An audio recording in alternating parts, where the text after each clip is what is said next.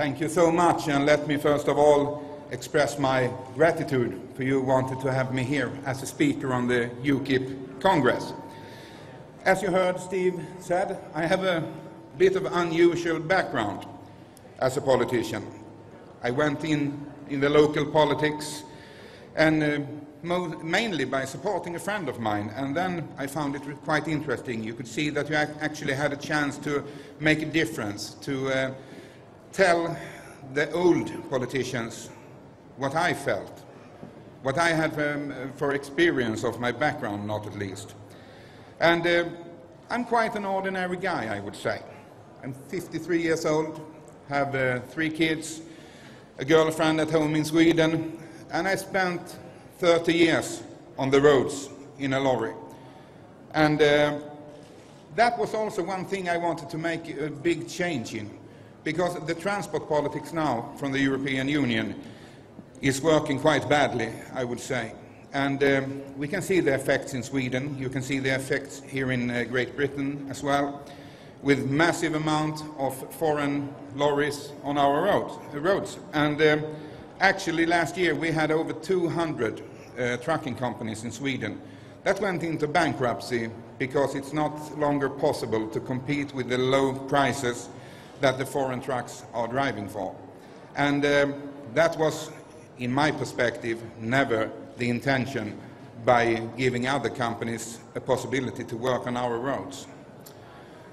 I was immediately, I would say, after coming to the European Union, because as Steve said, I was spotted on a party congress when I spoke about the transport politics, because it's quite a dear subject to me, since I've spent my entire working career there. And immediately they thought in our EFDD group I would be the perfect person to be the coordinator of the TRAN committee, as it's called in European Parliament. And my function there is actually to speak up for my colleagues at home and my colleagues in Great Britain, spending so many hours in the cabins of the lorries. And I must say I have a very good cooperation with your fantastic MEP Jill Seymour and her staff. It's quite a pleasure to work together with Jill.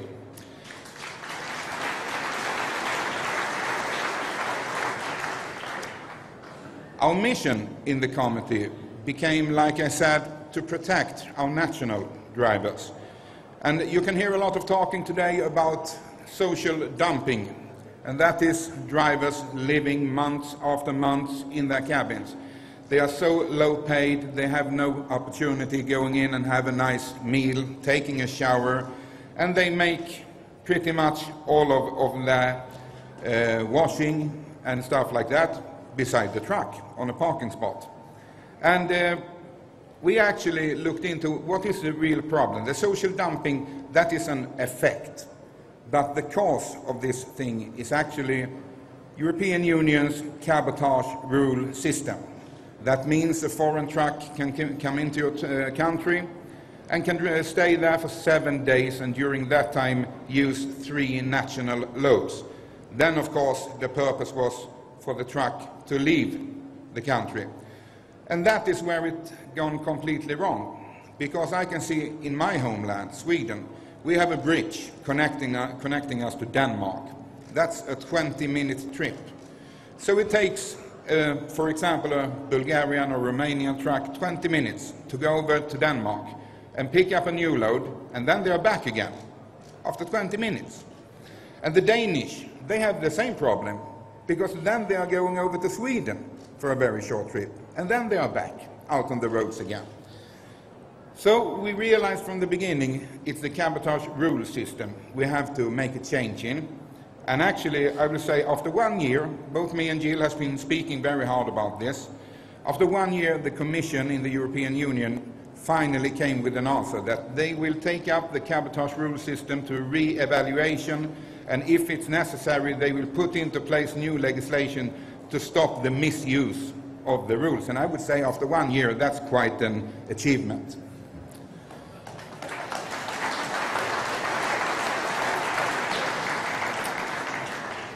We also have a big problem with drivers. You can see them on the roads. It's quite clear they are not experienced very well. And I see it in Sweden. For example, we have winter. And then it's major problem with the foreign trucks. They have bad equipment. They have bad knowledge, I would say, about how to drive in the winter climate. And then we found out, me and Jill, you can actually buy your driver's license. We found a web page called foreignlicense.com. It will cost you 400 euros. And then you send in your photograph. You just make a mark which kind of certificate you want to have. If you want to drive a bus or a truck or a motorcycle, you can choose what you want. 2 weeks and you have the license in your mailbox.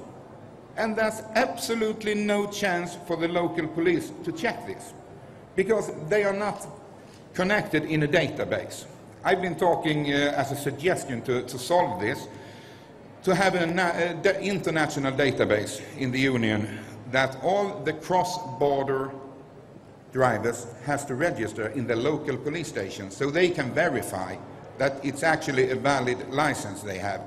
And then it would be possible for the police in Sweden and Great Britain to check the driver's driving license in that database and actually be able to see if it's valid or not. So that is one of the things we are working on. That's so much about the transport. Of course, I'm also very Eurosceptic. That is why I choose the party Sweden Democrats. I know you have read a lot about our party in the, not at least the media, that I would say is very left-wing, home in Sweden. And it was quite funny in the beginning in the parliament. I had several interviews with different magazines and television networks, and you know, they have created an image in their head. Oh yeah, here he comes, the Sweden Democrats. And you know what image they have made.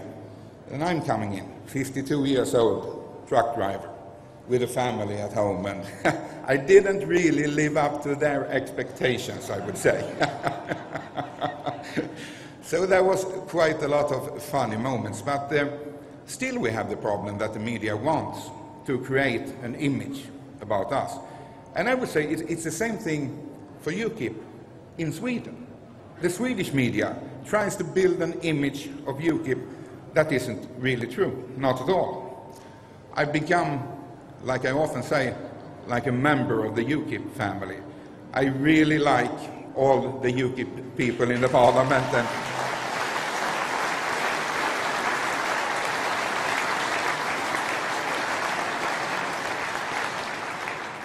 And standing here and looking out over the ordinance, that must be like close to coming to heaven. All UKIP members, all Eurosceptic. It's not very often I get the chance to meet so many Eurosceptics.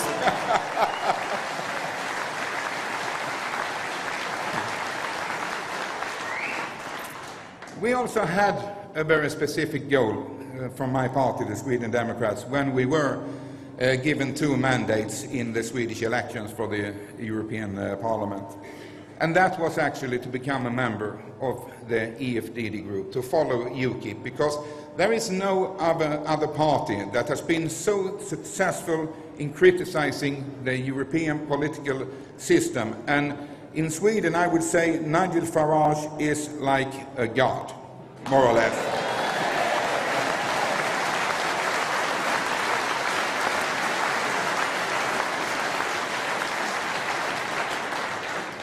Whenever he makes a speech and makes an appearance and it's put up on YouTube, it's spreading wildly on the Swedish net pages. So we are a big fan of UKIP, and not at least Nigel, of course. And actually, I like to brag just a little for my party colleagues. I think I must be one of the few people in Sweden who has Nigel's direct telephone number. Isn't that an achievement?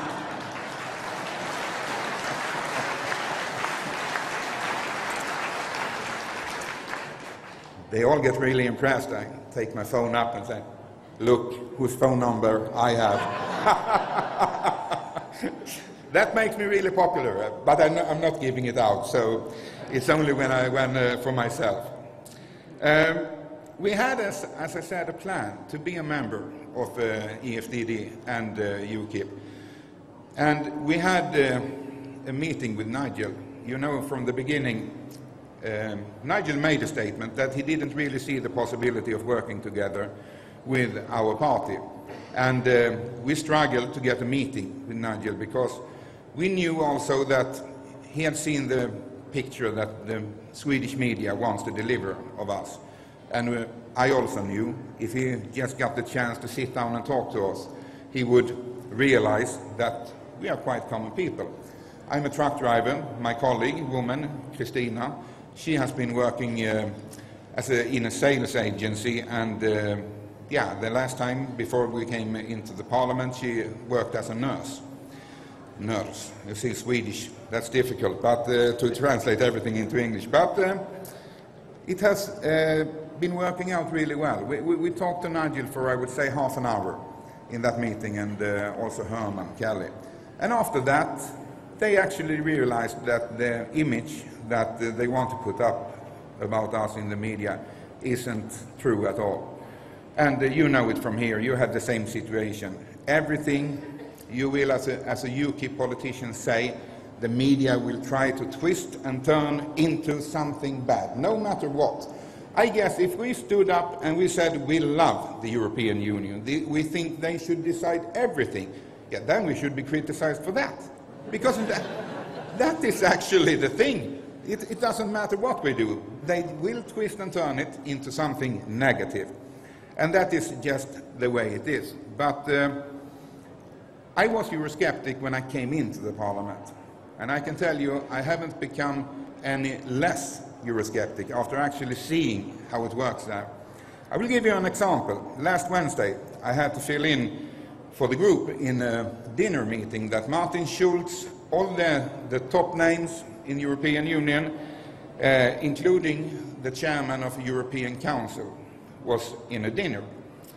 7:30 in the evening, the subject was to discuss the migrant crisis in the Mediterranean. And I came in there, and guess what? There was a table, very long, in the presidential suite, I think they call it, presidential room. And there were plates, gold-plated plates, covered with gold on the side. The forks, the knives were of silver, of course, the nicest ones. The wine was, of course, the best, both the white and the red.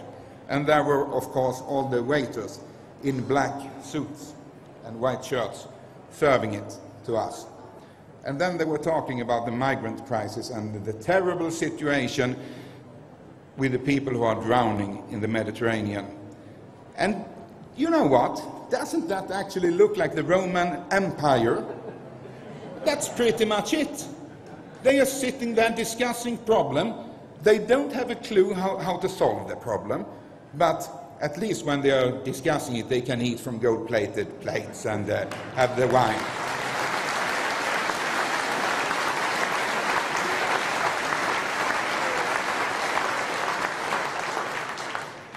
And as the spokesman for the EFDD group, finally I was handed the microphone.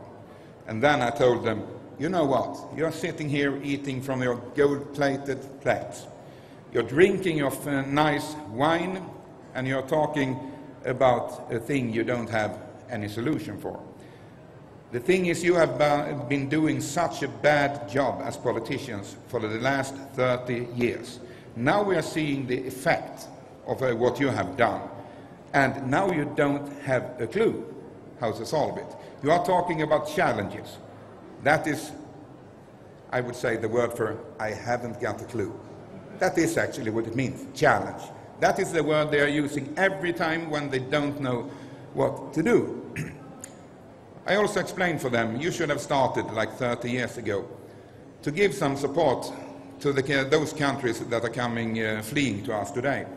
Help them in the nearby areas, help them to build the infrastructure, give them clean water, give them plumbing, give them healthcare service. Then people would have a little bit of hope, and they would have stayed in the countries. But we didn't. We tried to solve the problem by taking in, from the beginning, few numbers, and today, you know, how big the numbers are. And now they are really proud in the European Union. They are letting in 160,000 refugees and dividing them up among their member countries. But that is like a drop in the ocean. There are 60 million people waiting on the other side that wants to have a better life. Of course, everyone wants to have a better life. What do you think will happen when you send the signal, just come here, we will fix it? But we can't. There's no chance we can fix it. I see at home in Sweden now, today we are receiving 1,000 people a day. And if you add to that in a couple of years they will have some relatives coming to join up with them, that means Sweden are growing now with the size of Gothenburg. That's the second largest city in Sweden.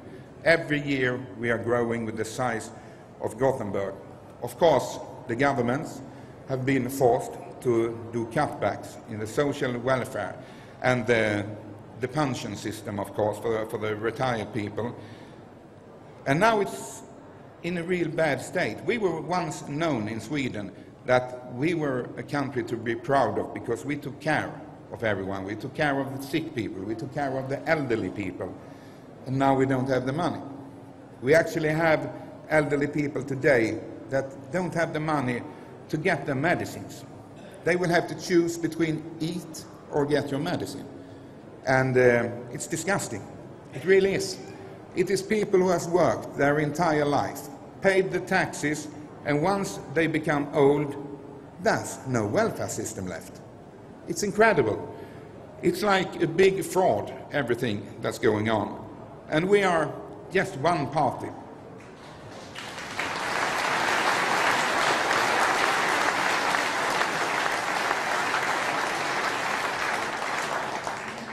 And we are the only party addressing the problem, because we are 8 parties in total in Sweden, and now they have made an agreement.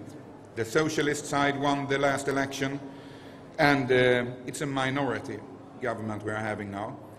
So what happened was, to block us, Sweden Democrats, out of any position at all, they made an agreement with the Liberals that the Liberals won't vote against the socialist budget. In return, the socialists promised, if you win the election next time, we will do the same. And then you will get your budget through, all to block us out. So today we have one opposition party in Sweden, and that is us, Sweden Democrats. The other one has gathered up in one corner, all 7 of them, and we are alone on the other side. But what's happening now is that finally are the Swedish people slowly awakening. The latest poll, we had 27.3%.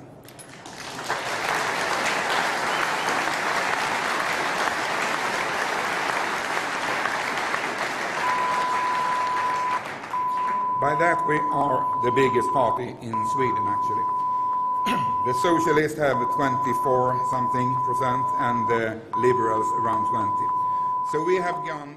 We came into the national parliament in the election 2010 by 5.7%. We had a new election last year in September, and in that election we had 12.7%, and in the polls now we have 27.3%. So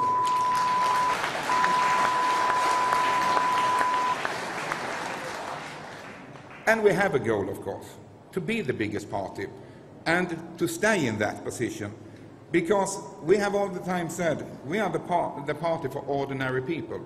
Ordinary people that are fed up with politicians that in the election campaign they promise a lot of things and they won't live up to it once they are sitting there in their positions. We are very firm in that position. That was actually one of the election campaign material we had. We are sending ordinary people to Brussels because we are fed up with these elite politicians. They don't live in the same kind of world that the normal working man or woman are.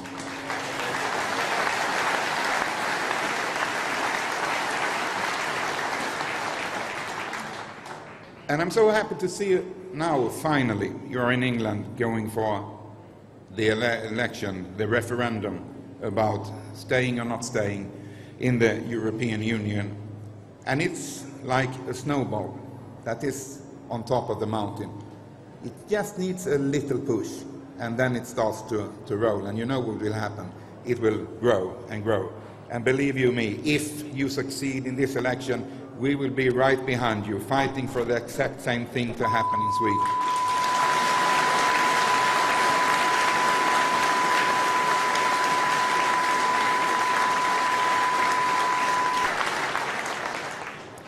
It's so important also that you, the common people, the ordinary people, are given the chance to use the thing we call democracy. The chance for the citizens to decide what they really want, not what the politicians want, because they don't actually have much knowledge about the ordinary people's life.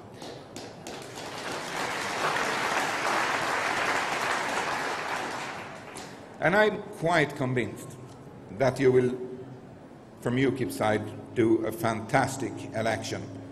Not at least you have a wonderful party leader. I'm really enjoying every time I'm seeing him speaking. I said when we came into the parliament, if I ever become half as good as Nigel, I would be fantastically happy.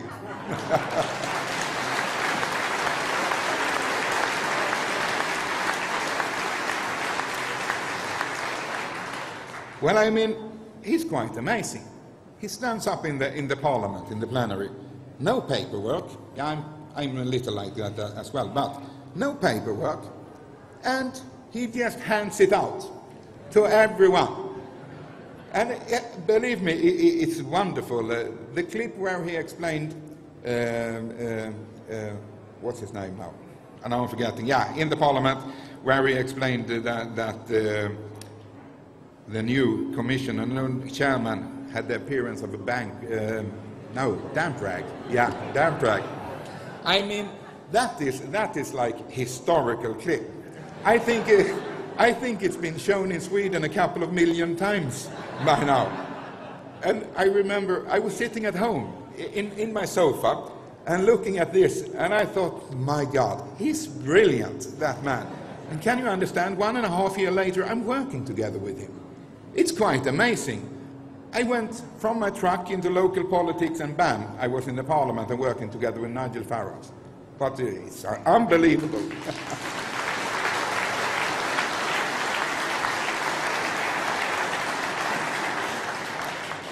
Well, I won't be very much longer, but let me say that we are very happy to be in the EFD group and work together with UKIP, because it really feels like we have become a member of the UKIP family. We have the same values, we are representing the same people, the ordinary working class people, and it's a great pleasure actually to be in that group. So I'm quite sure we can achieve something, and I wish you the very best for the referendum in England about the membership in EU, and I will be there behind UKIP, of course, supporting them in every way possible, and by that I'm quite sure that you will do a fantastic result.